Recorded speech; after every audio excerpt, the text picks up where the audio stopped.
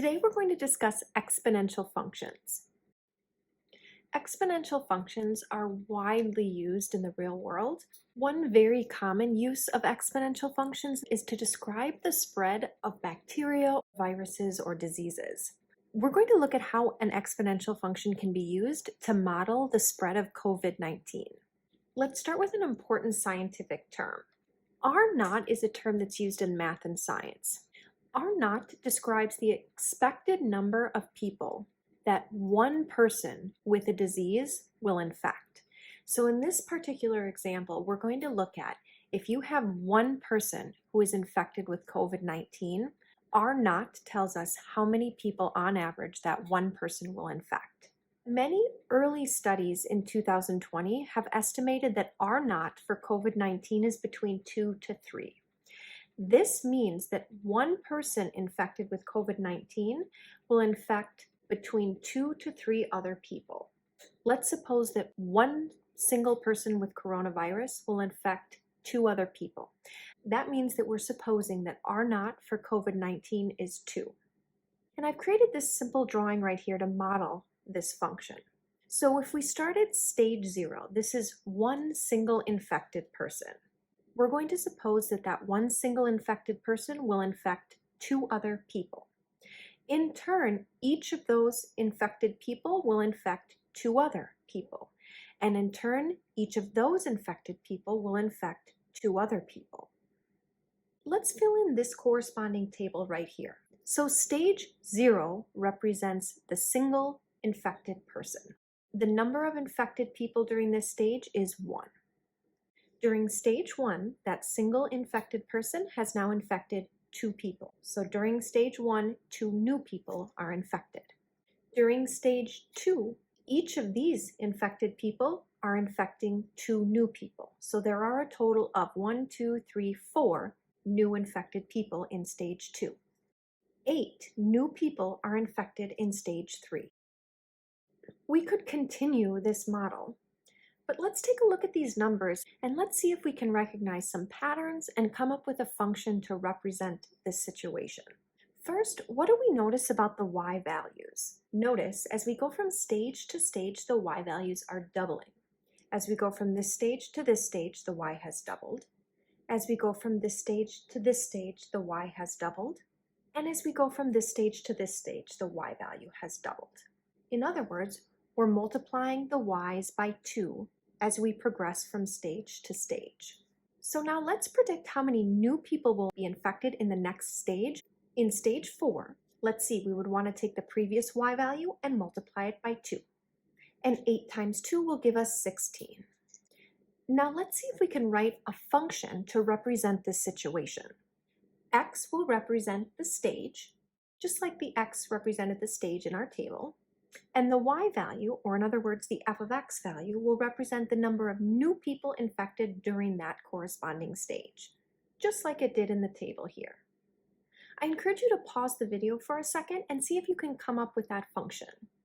The function that we can write to represent this situation is f of x is equal to 2 raised to the x. I want to point out an important pattern here. Notice if your y values are being multiplied by 2 each time, your corresponding exponential function will be f of x is equal to 2 to the x. If your y values were being multiplied by 3 each time, your exponential function would be f of x is equal to 3 to the x. If your y values were being multiplied by 70 each time, then your exponential function would be, as you might guess, f of x is equal to 70 to the x. Now what's fascinating about exponential functions is that they may start out increasing rather slowly, but as we move from stage to stage to stage, the y values start increasing dramatically faster and faster and faster. So if we want to know how many people will be infected during stage 10, again, x represents the stage number, so let's go ahead and plug in 10 for x. So we plugged in 10 for x here, and let's see. If you compute 2 to the 10th, we end up with 1,024. So in stage 10, 1,024 new people will be infected. What about stage 15? Well, let's go ahead and plug in 15 for x. And if you plug 2 to the 15th into your calculator, we end up with 32,768 new people infected during stage 15. What about stage 20? Well, if we plug in 20 for x, let's compute that. During stage 20, 1,048,576 new people are infected. What about during stage 25? Well, we want to plug in 25 for our x value. In stage 25, 33,554,432 new people are infected during that stage. So this really demonstrates the incredible power that exponential functions have. We start increasing rather slowly, from 1 person to 2 people to 4 people to 8 people. All of a sudden, by stage 15, we have 32,768 new people infected during that stage. All of a sudden, by the time we get to stage 25, we have 33 million new people infected during that stage.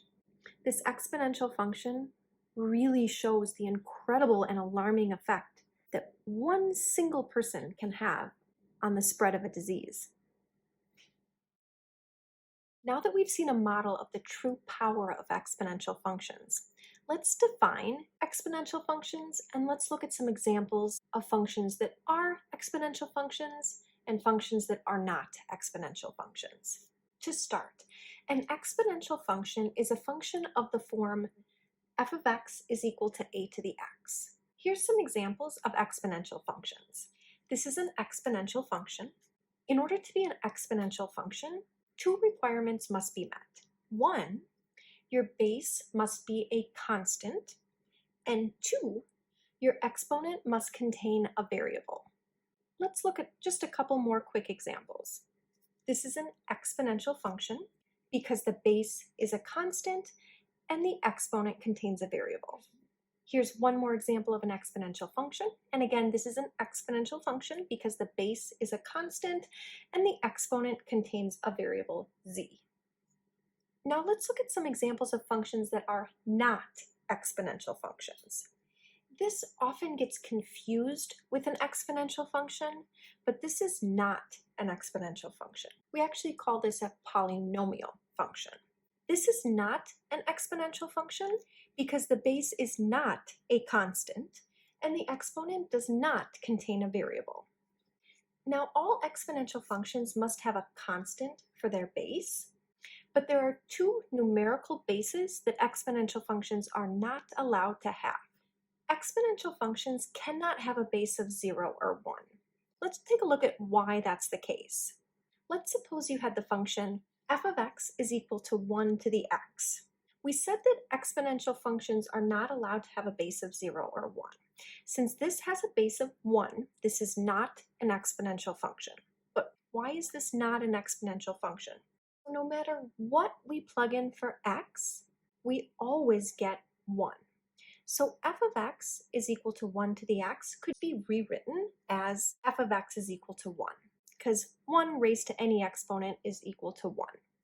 What would this look like if we graphed this? Well, f of x is just a notation that means y. So if you prefer, we could rewrite this as y equals 1. The graph of y equals 1 would just be a horizontal line that passes through the y-axis at 1, which would look like this. So we see when the base is 1, our graph is just a straight line. So we don't call this an exponential function, we would call this a linear function. The same thing happens if our base is 0. f of x is equal to 0 to the x could be rewritten as f of x is equal to 0. And I'm going to write here when x is greater than 0, because if x is 0, this case is called an indeterminate form, and the value for this is not precisely determined. In addition, if x was negative, that would give you 0 in the denominator, and you'd have an undefined function. But when x is greater than 0, we could rewrite this function as f of x is equal to 0. And this would give us a horizontal line similar to the horizontal line we saw here. So a base of 0 or 1 creates a linear function, not an exponential function. Lastly, exponential functions cannot have negative bases. Let's see what happens if we were to have an exponential function with a negative base. Here's an example of a function that has a negative base. What if x, for example, was 1/2? This would give us negative 3 raised to the 1/2. If we remember back to our 6.1 lesson, anytime we have a fractional exponent, we can rewrite it as a radical. And anytime you raise something to the 1/2, that's equivalent to taking the square root. So negative 3 to the 1/2 is equal to the square root of negative 3. Now, the square root of negative 3 is an imaginary number. It's not a real number.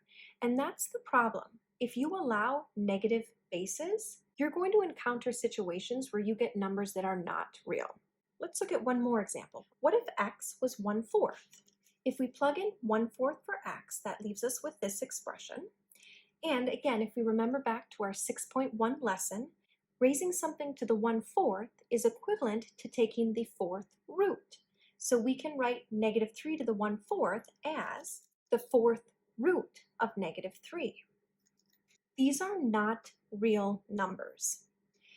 So negative bases can lead to non-real numbers. So when mathematicians were defining exponential functions, they decided to place restrictions on exponential functions in order to avoid numbers that were not real numbers. Since negative bases can lead to non-real numbers, mathematicians have restricted exponential functions so that they are only allowed to have positive bases. This will restrict exponential functions to the real number system, and this allows us to graph exponential functions and to find lots of properties that all exponential functions share. Next, we're going to take a look at what the graph of an exponential function looks like. For this example, we're going to graph the exponential function f of x is equal to 3 to the x. Let's start off by filling out this table here. I've picked some select x values, and we're going to compute the corresponding y values. Let's see. Let's plug in negative 10 for x in order to compute the corresponding y, or f of x, value. So I went ahead and plugged in negative 10 for x to get 3 to the negative 10. What is 3 raised to the negative 10 equal to? Well, anytime we have a negative exponent, we can rewrite it using positive exponents. And to do that, let's pick this up and move it to the denominator. That will leave us with 1 over 3 to the positive 10. If you type 3 to the 10th into your calculator, that will give you 59,049.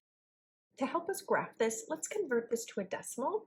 And if you use your calculator to convert this to a decimal by taking 1 divided by 59,049, that will give us approximately 0.0000169. In other words, a number that's very close to 0. What about if x is negative 3? What is our corresponding y value? Well, let's go ahead and plug negative 3 in for x to find our y. That gives us 3 to the negative 3. If we rewrite that using positive exponents, we'll be left with 1 divided by 3 cubed. 3 cubed is equal to 27. So this is equal to 1 over 27. And if we convert that to a decimal, we get 0.037 repeating. So we're still really close to 0, but not quite as close to 0 as we were here. And I'm going to rather quickly plug in these values for x into the function and find the corresponding y values.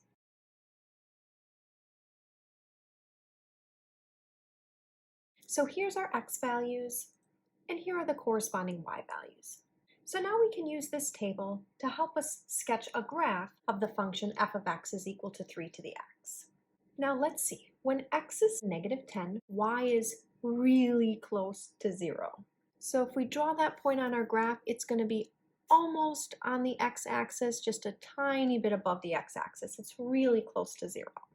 When x is negative 3, the y value is still really close to 0, but not quite as close to 0 as this y value. So we'll move our point just a little bit up, but it's still really close to 0. When x is negative 2, y is still very small at 0.1. So it's still really close to 0, but not quite as close to 0 as these y values. So we'll move our point up just a little bit. When x is negative 1, y is 0.3 or 1/3. So we'll put that right about here. When x is 0, y is 1. When x is 1, y is 3. And when x is 2, y is 9. So here's a rough sketch of our graph. Let's go ahead and connect the dots. So here's our exponential function, and the graph really gives us a good idea of how exponential functions work. Exponential functions start increasing rather slowly, but as they progress, they start increasing faster and faster and faster and faster. Now, there's a pattern we want to recognize here. For exponential functions, if your base is greater than 1, and that's the case here, our base is 3, and 3 is definitely greater than 1. If your base is greater than 1, as your x values become more and more negative, what happens to your corresponding y values? Well, let's see. Our x values get more and more negative as we move in this direction, or on the graph as we move in this direction. As our x values get more and more negative, the y values are getting smaller and they're getting closer and closer and closer to 0. So if your base is greater than 1, as x becomes more and more negative, the value of y gets closer and closer to 0, but always remains positive. So notice what happens here in the table. As the x values get more and more negative, that gives us a fraction that has a bigger and bigger denominator. And when you divide by larger and larger numbers, you get closer and closer to 0. Think about if you had one piece of pizza. If you divided that one piece of pizza into 3 slices, each slice would be pretty big. If you divided that one piece of pizza into 27 slices, the slices would be smaller. They'd be getting closer to nothing at all. If you divided your one piece of pizza into 59,000 pieces, those pieces would be extremely small and they'd be really close to nothing. And notice our y values are always positive.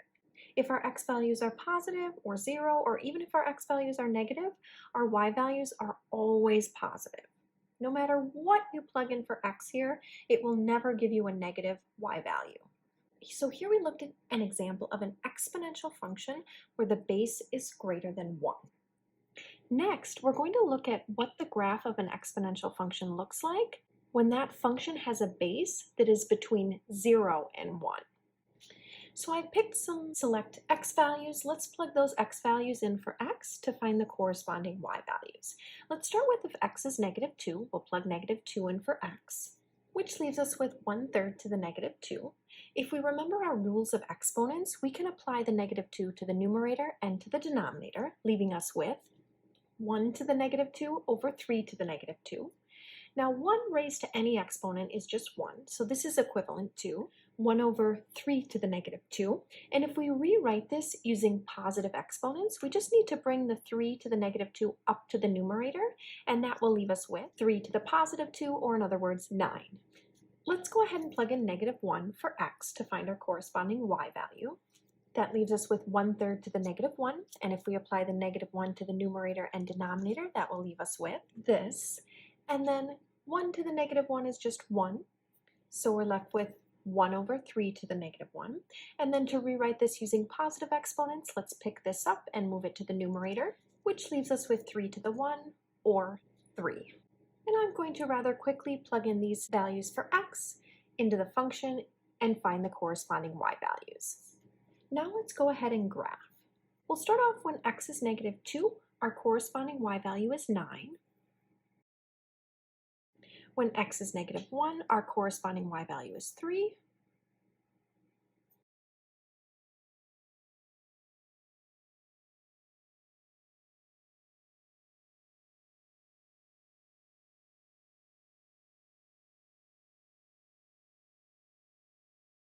And we get a graph that looks like this. Now, looking at this graph here, let's see if we can find an important pattern. If the base is between 0 and 1, as x becomes larger and larger, what happens to the value of y? So let's see. For exponential functions like this, where the base is between 0 and 1, as the x values get larger and larger and larger in the positive direction, what's happening to the y values? It looks like the y values are getting closer and closer and closer to 0, but always remaining positive. Our graph, similarly, as the x values increase, The y values get closer and closer and closer to 0, but always remain positive. Now let's quickly compare this graph to the graph from the previous page. Notice here when the base is between 0 and 1, the graph will have this general shape, and as the x values get larger and larger in the positive direction, your y values get closer and closer and closer to 0. Our graph almost looks like an L. Let's compare this to the graph from the previous page. Our exponential function had a base greater than 1. If that's the case, the graph is flipped. We almost have a backward-facing L. And notice as your x values get more and more negative, the y values get closer and closer and closer to 0, but again, always remain positive. Now there are some important properties that the graphs of exponential functions share. Let's take a look at those properties. Let's start off with the domain. The domain refers to the x values. If you try to find the lowest x value on your graph, notice the graph goes infinitely to the left. So the x values keep getting more and more negative. So the lowest x value is negative infinity. And if we try to find the highest x value on our graph just keeps going infinitely to the right. So the x values keep getting bigger and bigger and bigger as they go off towards infinity. This is the same for the graph on the previous page. Our graph keeps going infinitely to the left, so our x values go off to negative infinity, and our graph goes infinitely to the right, so our x values go off to positive infinity as well. For the range, we're looking at the y values. We've stated that the y values get closer and closer and closer to 0, so our lowest y value is going to be 0. Now our y values will get closer and closer and closer to 0, but they never actually reach 0. There's nothing you could plug in for x here to give you 0 for y. So our graph never actually reaches 0, so we want to use a parenthesis here because we don't want to include 0. Our y values never actually reach 0. So we put 0 as our lowest y value for our range. For our highest y value, our graph keeps going up and up and up and up, so the y values go up and up and up to positive infinity. The range for this graph is the same as the range for this graph. The y-intercept is right here at 0, 1. And there is no x-intercept. The graph never actually crosses the x-axis. And that's the same whether the graph looks like this or if the graph looks like this. The y-intercept is still at 0, 1, and there's no x-intercept because the graph never actually crosses or touches the x-axis. Notice for any graph of the form f of x is equal to a to the x, where a is some constant, the domain, the range, the y-intercept, and the x-intercept are always the same. But your graph will look different depending on if your base is greater than 1 or if your base is between 0 and 1. If your base is greater than 1, your graph will look like this. It will be increasing from left to right. If your base is between 0 and 1, then your graph will look like this. Your graph will be decreasing from left to right as shown here. Next, we're going to be solving exponential equations. But we're going to notice in some of our exponential equations, we see the number e. So I want to just briefly talk about e before we get to those equations. So we've seen the irrational number pi before. Just like pi, e is a famous irrational number.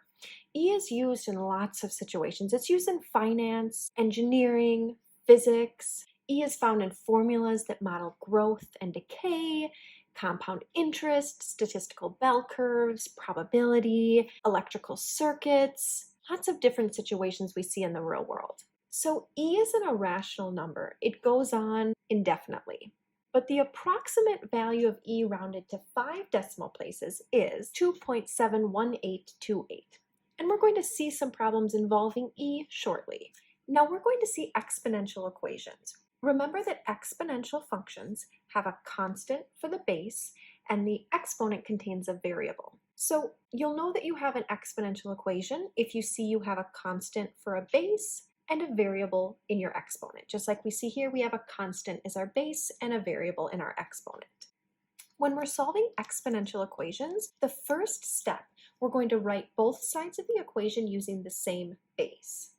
For this problem here, step number 1 is already complete. Both sides of the equation already have the same base. They both have a base of 7. Step number 2, we're going to set the exponents equal to each other and solve. So let's think about it. If this is equal to this, if their bases are equal, it makes sense that their exponents must also be equal. So that's what we do in step number 2. We set the exponents equal. So we're going to set x minus 4 equal to this exponent negative 1. And then we want to go ahead and solve this equation. We want to isolate x. So let's add 4 to this side and 4 to this side. And that leaves us with x is equal to 3. And we can write our answer like this, or we can use the solution set notation to write our answer, which looks like this. For a problem like this, we can check our answer very quickly. Let's plug in 3 for x here. That would give us 3 minus 4, or negative 1. So we'd have 7 to the negative 1 is equal to 7 to the negative 1, which is definitely true. Let's try the next problem. First step, we want to write both sides using the same base. So right now, this left side has a base of 3, and this right side has a base of 81. So they have different bases. When you're trying to write both sides using the same base, you can start off by looking at the smaller base, which is 3 in this case, and ask yourself, is it possible to rewrite 81 using base 3? We can, because 81 is equal to 3 to the 4th. So we can just rewrite 81 as 3 to the 4th, and then we'll bring down the equal sign and we'll bring down the 3 to the negative x. Now we've rewritten both sides using the same base. Both sides have a base of 3. Next step, we set the exponents equal and then solve. So we'll set this exponent negative x equal to this exponent 4. And then we just want to solve or isolate x. So we could picture this as being negative 1 times x. So to isolate x, let's divide by a negative 1 and divide this side by a negative 1. And that leaves us with x is equal to negative 4. And we could write our answer like this, or we could write our answer using solution set notation like this. Let's take a look at another example. So again, this is an exponential equation. And we know this is an exponential equation because we see that their base is a constant and the exponent contains a variable. So first step, we want to write both sides using the same base. There's actually more than one correct way to accomplish step number 1 here. Let's start off by noticing we have different bases here. This has a base of 1024 and this has a base of 4. One possible way to do this is to start off by looking at the smaller base, which is 4, and asking yourself, is it possible to rewrite 1024 using base 4? You might have to try this out on your calculator a few times. See if you can figure out a way to rewrite 1024 using base 4. Try 4 cubed, 4 to the 4th, 4 to the 5th. Once you try 4 to the 5th, you'll find that 4 to the 5th is equivalent to 1024. So we can rewrite 1024 as 4 to the 5th. And let's copy down the rest of the problem. So we have 1024 raised to the x, or in other words, 4 to the 5th raised to the x, is equal to 4 to the x minus 2. So now we've written both sides using the same base. Now in step 1, you always want to simplify if possible. We know that the rules of exponents tell us when you raise an exponent to an exponent, you can multiply those exponents. So let's rewrite this as 4 to the 5 times x, or in other words, 4 to the 5x, is equal to 4 to the x minus 2. Now we've rewritten both sides using the same base and we've simplified. Next step, let's set the exponents equal and solve. So we'll set 5x equal to x minus 2. And to solve this equation, we like to have x on one side of the equal sign. So let's subtract this x, and then we'll subtract it from the other side. And that will leave us with 4x is equal to negative 2. And then let's divide both sides by 4. And that will leave us with x is equal to negative 2/4, which will reduce to negative 1/2. And of course, we could write our answer like this, or like this if we prefer. And we can quickly check our answer for these problems. Take your calculator, plug in negative 1/2 for this x, and plug in negative 1/2 for this x, and make sure that when you plug in negative 1/2 for x, it makes this quantity equal to this quantity. Let's try the next problem. First step, we want to write both sides using the same base. Now, a technique that often works, you can often look at the smaller base and ask yourself, can you rewrite the larger base using that smaller base? So in this case, the smaller base was 4, so we rewrote 1024 as 4 to the 5th. But that technique doesn't always work. For example, in this case, we have base 8 and base 32. Base 8 is the smaller base, so you might first start by trying to rewrite 32 using base 8, but you won't be able to. So if you can't do that, we need to use a smaller base to rewrite both of these bases. I'm going to start by rewriting this original problem, and I'm just going to color code it. Now we want to think about, is there a base that we can use to rewrite both 8 and 32? There is, and that base is 2. We can rewrite 8 as 2 cubed. So this is equal to 8. So since 8 is raised to the x squared, we want to raise this 8, or this 2 cubed, to the x squared. And then we can also rewrite 32 using base 2. We can rewrite 32 as 2 to the 5th. Now we've rewritten both sides using base 2. Now before we leave step 1, we just want to make sure we've simplified our equation here. When you raise an exponent to an exponent, you can multiply those exponents together, and that will leave us with 2 to the 3 times x squared, or 3x squared, is equal to 2 to the 5th. Now we've written both sides using base 2, and we've simplified. Next step, we want to go ahead and set the exponents equal and solve. So we'll set 3x squared equal to 5. Now how do we solve something like this? If you remember, in chapter 7.1, we learned the square root property, and we said anytime you have a squared term equal to a constant, you can use the square root property. So let's do that here. And for extra review on the square root property, look back at my chapter 7.1 video. The first step, if we're solving using the square root property, is we need to isolate x squared. So I'm going to start by just copying down where we left off. To isolate x squared, we need to get rid of this coefficient. So let's go ahead and divide by 3, and then we'll divide the other side by 3. That will leave us with x squared is equal to 5/3. When using the square root property, once you've isolated x squared, then we want to go ahead and take the square root of both sides. So let's take the square root of the left and the square root of the right. And if we remember, in math, whenever you take the square root of both sides of an equation, we always have to add a plus or minus. Now let's see here. The square root of x squared gives us x. And to simplify this, let's break this apart into 2 separate radicals. We can write this as the square root of 5 divided by the square root of 3. Now we always want to simplify our answer, and we need to rationalize this denominator. In other words, we need to get rid of this square root in the denominator. To do that, we can multiply the top and bottom of this fraction by the square root of 3. And that will leave us with x is equal to plus or minus the square root of 5 times the square root of 3 gives us the square root of 15. And the square root of 3 times the square root of 3 gives us 3. So now we've rationalized the denominator. We've gotten rid of the square root in the denominator. We want to double check to make sure that we can't simplify the square root of 15, and this square root of 15 cannot be simplified any further. So this is our final answer. And we can write our answer like this, or we can write our answer using solution set notation.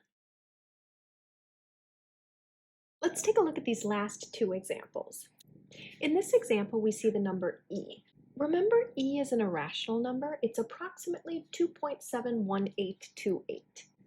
So again, we have an exponential function here. So the first step of solving an exponential function, we want to write both sides using the same base and simplify. Now for step number 1 here, both sides are written using the same base. We've got base e appearing on the left and base e appearing on the right. But when we're solving exponential equations, we only want one base on the left and one base on the right. Right now we have 2 bases on the left. We don't want that. So we need to rewrite this problem so that we only see one base on the left here. To do that, we can use our laws of exponents. If we have a situation like this, where we're dividing 2 quantities with the same base, to simplify this, we keep the base and then we subtract the exponents. So we'll take 5 minus 2. And that will leave us with x cubed. Let's use this same property to simplify the problem on the previous page. So I'm going to start by just color coding this. Okay, I've just rewritten the original problem. Now we see that on the left we're dividing 2 quantities with the same base. So to simplify this, we keep the base, e in this case, and we subtract the exponent. So we'll take x squared minus 6x. And then we'll just bring down the rest of the problem, the equal sign, and the e to the 40. Now, both sides are written using the same base, and the base e only appears once on the left, and the base e only appears once on the right. So we've successfully accomplished step number 1. Next step, we're going to set the exponents equal and solve. So let's set this exponent equal to this exponent, and now we want to solve this. Now, what do we have here? We have a quadratic trinomial. It's quadratic because it's got the x squared, and it's a trinomial because we have 1, 2, 3 terms. Now, we've talked about 3 ways for solving quadratic trinomials. First way we learned is that we can factor. Now, factoring is often a nice and quick method, but only certain quadratic trinomials can be factored. The 2 methods that work to solve any quadratic trinomial are you can complete the square or you can use the quadratic formula.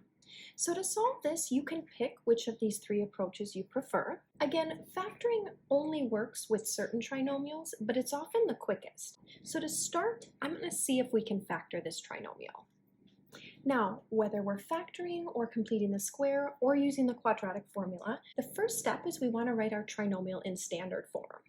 To write this in standard form, we'd like to get 0 on the right. So let's subtract 40 from this side and then subtract 40 from the other side.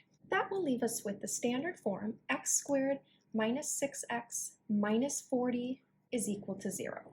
Now, whenever we're factoring, we want to first check for a greatest common factor, but there's no greatest common factor for this trinomial.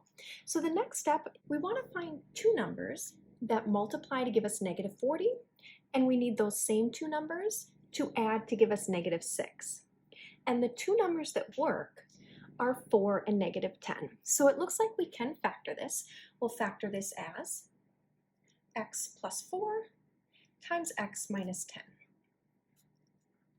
Now that we've factored, to actually solve, we want to go ahead and set each factor equal to 0. So we'll set this factor equal to 0 and this factor equal to 0. And if we solve this, we'll be left with x is equal to negative 4. And if we solve this, we'll be left with x is equal to 10. And we can write our answer like this, or we can write our answer using solution set notation. Let's try one last problem together. This is an exponential equation. So in order to solve it, we start by writing both sides using the same base and simplifying. To start, I'm just going to copy down this original problem, but I'm just going to color code it. Now here we have 3 different bases, 5, 125, and 25. We want to rewrite using all the same base. So let's start off by looking at the smallest base, which is 5, and let's see if we can rewrite the other bases using base 5. And it looks like we can. So I'll start by just bringing down the 5 to the x squared. We can rewrite 125 as 5 cubed, and we can rewrite 25 as 5 squared. Now, the 25 is raised to the 3x minus 3, so this is 25. We need to still raise it to the 3x minus 3. For step 1, we want to make sure that we rewrite both sides using the same base. We've done that, but we also need to make sure that the base only appears once on the left and once on the right. Right now, the base appears twice on the left, but again, we can use our properties of exponents to simplify and fix this. If we remember our properties of exponents, if we're multiplying 2 quantities with the same base, we keep the base and we add the exponents. So that will leave us with x to the 10th. Let's use this same property for the problem we were just working on.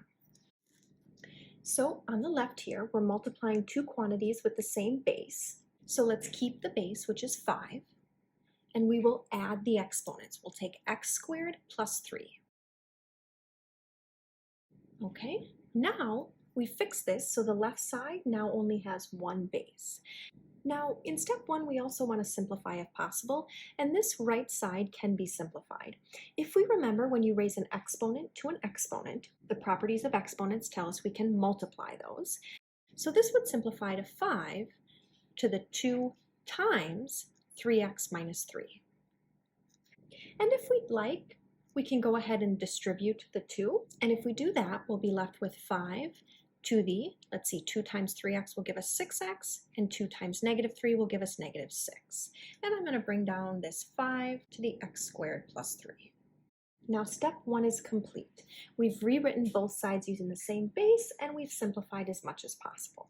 For step number 2, we're going to set the exponents equal and solve. So we'll set this exponent, x squared plus 3, equal to this exponent, 6x minus 6. And now we need to solve. Now once we put this in standard form, we'll see that this is another quadratic trinomial. Let's first write it in standard form. To do that, let's get 0 on the right, so let's subtract 6x from this side, and then we'll subtract 6x from this side, and then we'll add 6, and then we'll add 6. That will leave us with x squared minus 6x, and then 3 plus 6 will give us a positive 9, equal to 0. Now, again, to solve quadratic trinomials, we have these 3 options we saw over here. Sometimes factoring works, completing the square always works, and the quadratic formula always works. Since factoring is often the quickest, I'm going to start by seeing if we can factor this. First, when we're factoring, we always check for a greatest common factor. There is no greatest common factor here. So now we need to find 2 numbers that multiply to give us 9, and we need those same 2 numbers to add to give us negative 6. And there are 2 numbers that work, negative 3 and negative 3. So we can factor this as x minus 3 times x minus 3. Now that we've factored, now we want to go ahead and set each factor equal to 0. Now, since we ended up with a duplicate factor, we end up with the same equation written twice. So we're only going to get one distinct solution here. X is equal to 3.